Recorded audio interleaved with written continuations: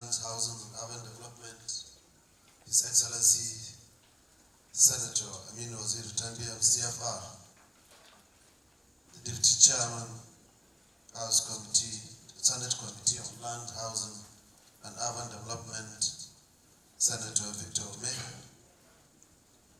the Chairman, House Committee on Urban Development and Regional Planning, Honorable Dr. Abiente Awaji, the Permanent Secretary for the Ministry of Housing and Urban Development, Dr. Shoaib Mohammed Lamid Balgore, ON. The distinguished chief executives of agencies, Federal Mortgage Bank of Nigeria, Office of the Surveyor General of the Federation, the distinguished stakeholders in the housing sector, and invited panelists and speakers, distinguished members and chairmen of the Housing Reform Tax Team, professionals from the private sector, the media, members of the press, distinguished ladies and gentlemen, good morning. This is the first Housing and Urban Development Sector retreat we are holding as a ministry since assuming office 19 months ago. It would not have come at a time as we are just about to enter another budget year following the recent passage of the 2025 appropriation bill by the National Assembly. The retreat is also special due to the participation of the distinguished chairmen and members of the National Assembly committees that oversee our ministry. We are also joined by several other critical housing stakeholders, including chairmen and members of the reform task teams we set up, who have done excellent work, as well as professionals from the private sector. Today, we have gathered here a distinguished pool of personalities to brainstorm, interact, and share knowledge, ideas, and insights on how to actualize the renewed hope agenda of His Excellency President Bola Ahmed Tinubu CFR.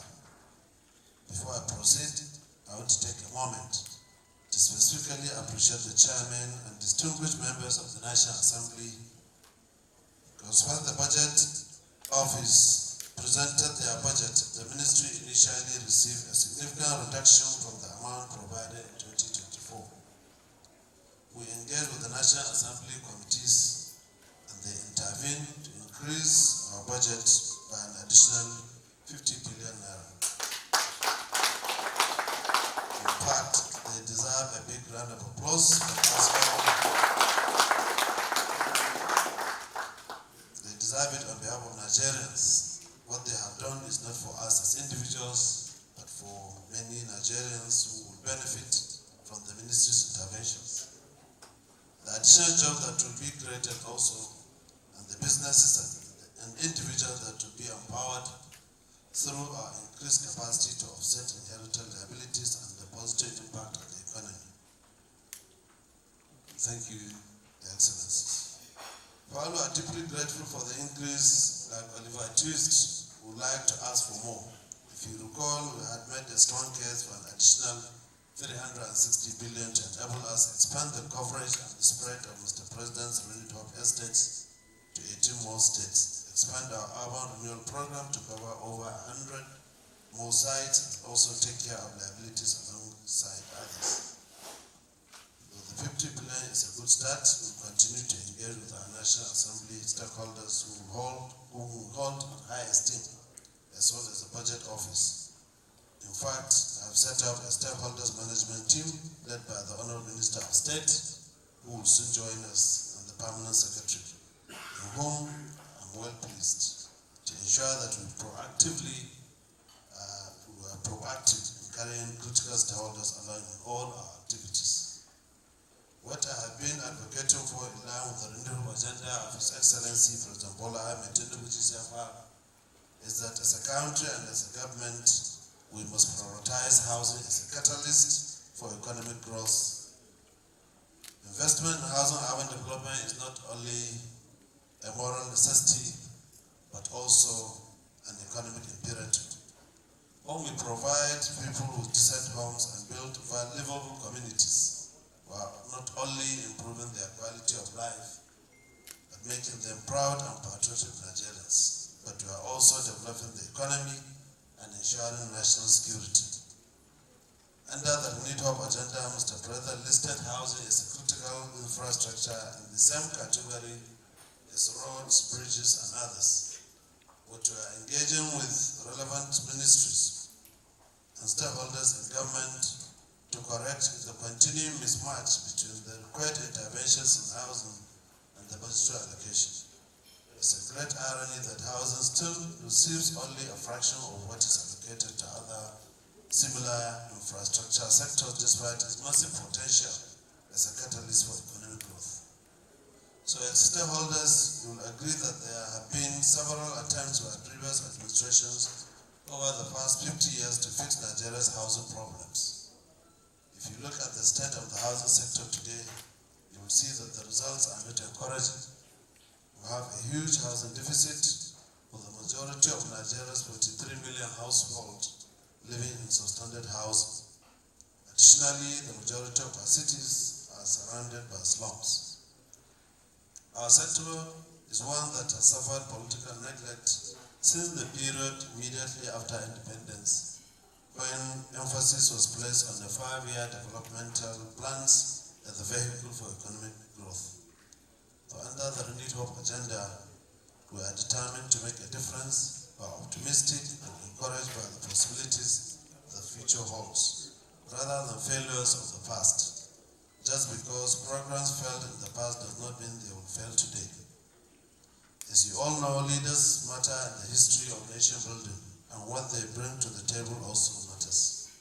That is what Mr. President represents, and we intend to replicate his can-do spirit at the Ministry of Housing and Urban Development, together with all stakeholders, to rewrite the history of housing and urban development. We want the Renewed Hope era for housing to be the reference point for generations to come for massive and comprehensive housing and urban development. We deliberately choose actualizing the Renewed Hope agenda for housing and urban development as the theme for this retreat. At this retreat, we aim to review what we have done so far toward actualizing Mr. President's Renewed Hope agenda for housing and urban development.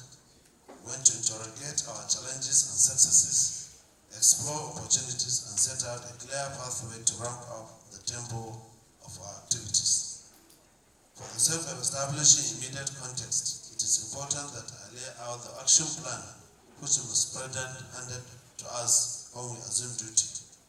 This includes increasing the supply and availability of decent and affordable housing to Nigerians, implementing land reforms to improve land administration, thereby unlocking the capacity of the real estate sector to contribute to economic growth and grow the gross domestic products. Also, to reforming the federal housing institutions, including the Federal Housing Authority, FHA, and the Federal Mortgage Bank of Nigeria, to better deliver on their mandates. I'm happy the Chairman Senate Committee on Land, Housing, and Urban Development has started advocating for funding from the budget, funding the Federal Housing Authority to deliver more affordable social housing to Nigerians. Thank you for that. Also establishing a national social housing fund to mobilize and administer concessionary funding for the provision of decent shelter for no-income, low-income, underprivileged, and internally displaced Nigerians. Establishing also the manufacturing hubs, one in each of the 6 geographical zones of the country. Number 6 is implementing the multi-agency project delivery framework to ensure proper coordination among all housing institutions in the delivery of housing, ensuring alignment among the same focus. Last but not the least, expanding the National Urban Renewal and Slum Upgrade Program. So the question I ask myself is, how much progress have we made toward achieving these goals so far? If history were our reference point, we would say that we are doing well. The biggest achievement of the 8 years before we came on the board was the National Housing Program, which started in 2016 with plans to build 7,522 housing units. Over the 8 years, only 3,388 were completed. On our part, within 17 months, we have 14 active construction sites for a total of 10,112 housing units. With the phase of work at these sites, many are already about to start painting. We are on course to have all these units and more completed within the maximum 2 years remaining for us. However, history is not our reference point. The size of the housing problem, which requires for us to build at least 550,000 housing units annually, is what we have set our eyes on. On this front, we are not even scratching the surface. Regarding the ministerial deliverables of increasing the supply of at least 20,000 housing units annually, which is our immediate target, we can say that with the 10,112 housing units under construction in 14 locations nationwide, we are making progress. Another area we are making good progress is in the reforming the land administration system in our country. This is a long-standing problem that has been listed in all policies and white papers on housing since independence over 50 years ago. The aim is to develop an effective land administration system to make land ownership available, secure, accessible, and easily transferable at affordable rates. First, we set up a land reform tax team, which has submitted a comprehensive blueprint on strategies and initiatives that the ministry can implement to achieve effective governance on lands in our country. This is a subject of deliberation at this summit. Second, we are currently working with the World Bank in partnership with the state governments